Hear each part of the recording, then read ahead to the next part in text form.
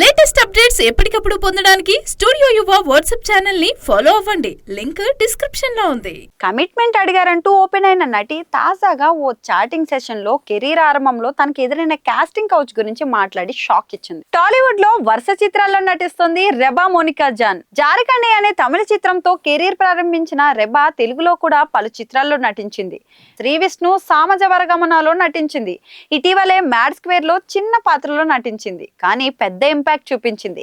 ఈ సందర్భంగా mad square లో అవకాశం కల్పించిన నిర్మాతలు, ఇతర బృందానికి రెబా మోనికా జాన్ అభినందనలు అయితే తెలిపింది. తాజాగా ఓ చాటింగ్ సెషన్ లో కెరీర్ ఆరంభంలో తనకు ఎదురైన కాస్టింగ్ కౌచ్ గురించి మాట్లాడి షాక్ ఇచ్చింది.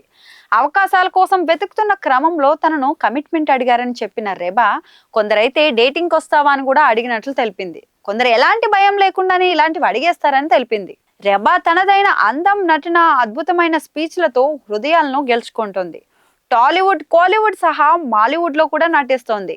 రెబా కాస్టింగ్ కౌచ్ అనుభవంపై ఓపెన్ అయిన వీడియో క్లిప్ ఇప్పుడు ఇంటర్నెట్ లో వైరల్ గా మారింది. 5 ఏళ్ల క్రితం మీటూ ప్రారంభమైనప్పటి నుంచి ఇప్పటి వరకు చాలా మంది కథానాయకులు లైంగిక వేధింపుల గురించి బహిరంగంగా మాట్లాడారు. రెబా మోనికా ఇప్పుడు ఓపెన్ గా తనకు ఎదురైన వేధింపుల గురించి ప్రకటించింది.